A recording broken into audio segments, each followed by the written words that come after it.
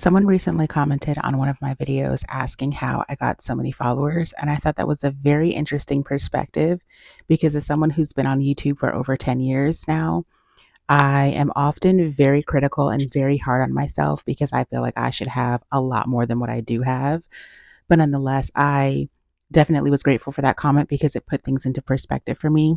I think that she was asking how I've gotten so many followers recently. So that's what I'm going to address in this video. But if you have questions about how I've grown my community, how I've grown my followers over the past 10 years, I'd love to cover that too. So let's jump right into it. You know me, I'm a perfectionist. If I sit on this and I try to insert all the special effects and the editing, it's going to take a very long time for me to get this video out to you. And I think if you're like me, I think that you are more concerned with the quality of the content than all of the pop ups and all that extra stuff. Am I right? I thought so. Okay. So, there are a few things that I have been doing lately. I've been investing more in my channel and I've been taking it a lot more seriously. Really quickly, I do just want to say I would be very remiss if I did not mention that even though I feel like my channel should be larger, I should have a larger community, I am so very grateful for everybody, every single person that presses play, likes, comments, shares, subscribes. And I have had an undoubtable amount of increased engagement and followers. And I'm just so very grateful for that. Whether it's you've been here from the beginning and you've been watching my tutorial videos of me doing my hair, my daughter's hair, my son's hair, whether you're here for the hair content, the beauty content, whether you are an MS warrior and you're here from that community, whether you just saw my latest video where I'm talking about, hey, everybody's making money but us, what are we going to do about it?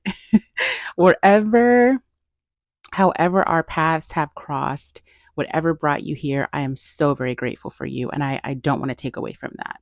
So let's jump right into it. The first thing that I want you to remember is that when you're showing up on the internet, unless you are just creating like a visual diary for yourself and just documenting for your own progress and for your journey, why am I out of breath?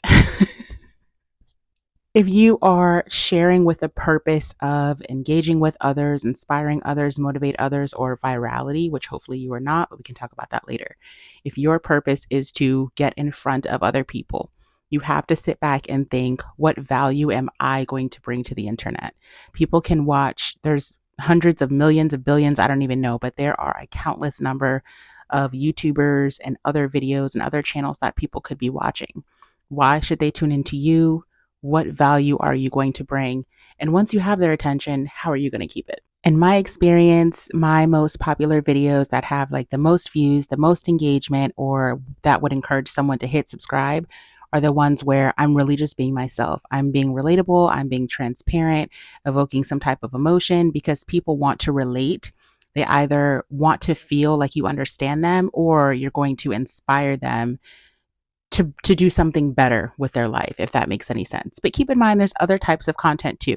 If you're teaching someone something, if you are entertaining, if you have a journey, storytelling is huge. People like watching growth. They like to see where someone started and how it's going for them, where they end up. Anything that is going to captivate someone, keep their attention, and somehow bring them value is going to perform very, very well. So keep that in mind. I've been trying to be more intentional with not only the type of content that I'm bringing you, but the way that I edit my content or the way that I share it with you. You're going to hear this time and time again from myself, from other people. Titles matter, SEO keywords, descriptions matter, thumbnails matter. I haven't really figured out thumbnails yet. But one thing that I did not realize that matters a lot more than people are talking about it is you naming your video and then uploading it to YouTube. So after you've done all the hard work, right? You've created, you've edited, before you're about to upload, instead of uploading file 239 MP3, rename that file to something that is SEO friendly. So, what is your video about? Name that. This video, I'm probably going to name it something like how I increased my followers and my engagement on YouTube. Something that is SEO friendly, something that is often searched, something that people are actually looking for, because that's going to help your video be more discoverable and it's going to help it perform better in the algorithm. That's something that I just learned this year. And again, I've been creating for over 10 years. So do with that what you will. Social media is always changing. Possibly in the past, I have named videos, but I didn't realize that it could help your video like succeed or flop. So, because we don't want to take any chances, just make sure that you are properly naming your file and naming your video before you upload it to the YouTube database. Going back to the type of content that you're sharing, you want to make sure that you're teaching something, you're entertaining, you're evoking some type of emotion, you're being transparent, you're storytelling, you are involving the involving the viewers on some type of journey. I found that when I am just open and honest, transparent myself, whether that is me discussing my highs, discussing my lows, that is when I get the most engagement because people are going to reach out to either offer support or advice or encouragement, or they're going to relate and they're going to feel like, oh my gosh, I'm so happy that you posted this and I'm not alone. Case in point, one of my last videos that I posted when I was like, everybody's making money online except for us. Honestly, I was just frustrated. And I think that my intention was just to kind of let people know, like, hey, you're not alone. Like, if you see all of these people, everybody has an e-course, everybody has an ebook, everybody's a digital creator, everybody's making money. And if you feel like, what the hell am I doing wrong? Why am I being left behind? You're not alone. But what I didn't realize was that because people connected to that, because people related, I would get a lot of engagement. And with that additional, with that increased engagement, YouTube is going to continue pushing your videos. So it kept pushing, kept pushing, kept pushing. Now, did it go viral? That depends on what your definition of viral is. For me, my last few videos prior to that have not been performing very well. Of course, I have to work on my consistency. We'll get to that another time. If you're looking at like my past 3 or 4 videos, not including my MS content, because that is something completely different, that evokes emotion, that is going to bring in community, people that can relate. But if you're just looking at like my vlogs or my sit down videos where I'm just like talking or sharing my life, nobody cares. Nobody cares about, let's go to the grocery store. This is me picking up my kids from school. This is what I'm making for dinner, because y'all don't know me. My community knows me and my viewership knows me, but if this is just getting pushed out to the YouTube algorithm, what incentive does a stranger have to watch me going to the grocery store? Let's be real. So if it's Jenna's going to the grocery store and picking up her kids from school, or Jenna's sitting down talking about how she's frustrated about making money online, and because I'm frustrated, now I'm going to be diving into ways to make money online, and I'm going to share that with you. Which video of you are you more likely to watch? That's what I thought. So again, people are going to be drawn to content that they relate to, that inspires them, that motivates them. And people really like that authenticity and that transparency.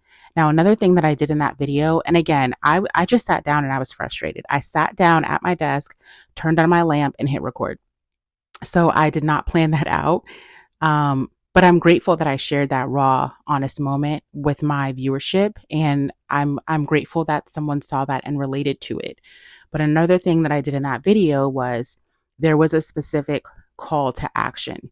You want to be very careful with this though, because you don't want people to feel like you're being salesy or very cheesy. Like, you know what I'm saying? Like, I hate when I watch a video and they're like, before I get started, don't forget to like and subscribe. Why am I going to do that? I don't know you. I don't know you. Why am I going to immediately like and subscribe? So you have to be very careful with the call to action. But because the topic of the video was me just being raw and authentic and being like, listen, I'm very frustrated. I've been on YouTube for over 10 years. I used to be monetized. They changed the policy. I grew inconsistent. So with all of that, I'm not being monetized anymore. I'm trying to get to 10,000 subscribers and I'm trying to get monetized again. Let's do this together. I think people saw that and they were like, I got you, girl. And I love that. That's the one thing that I love about this community is that people will see that you're struggling with something, or people will see that you have a goal and they'll help you reach that. Love that for us. The last thing that I want to share about this is that when you are choosing your topic or as you're planning your content ideas, whether you're doing thorough research or you're just sitting down and deciding to just record from the top of the dome, I highly encourage you to make sure that what you're talking about is timely and relevant. That's another thing that you have to be careful with because I don't recommend following trends. There are plenty of YouTube channels that follow trends and they're doing great. It feels very inauthentic for me, so that's not something that I do myself. But I still make sure that what I'm talking about is timely and relevant. Right now, there are a lot of people that are making money online, which is another reason why I think that video performed so well because it's relevant, it's timely, it's happening right now. Now, again, you have to be careful with timely and relevant because you also want to make sure that your content is going to stand the test of time, at least on this platform. There are some platforms where your content doesn't have to necessarily stand the test of time because it's just like short form content, like trending sounds, trending dances and stuff like that. And then it just kind of fizzles out. With YouTube, things remain in the algorithm for years and years and years and years to come.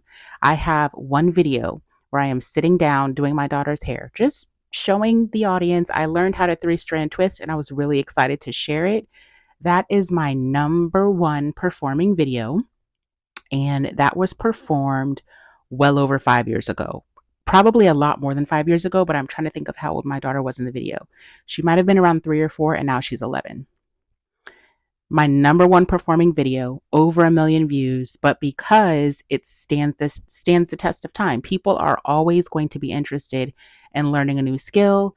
Everyone wants to know how to do their own hair. Well, not everyone, but there's plenty of people that want to feel empowered and learn how to do their own hair, learning how to do their children's hair.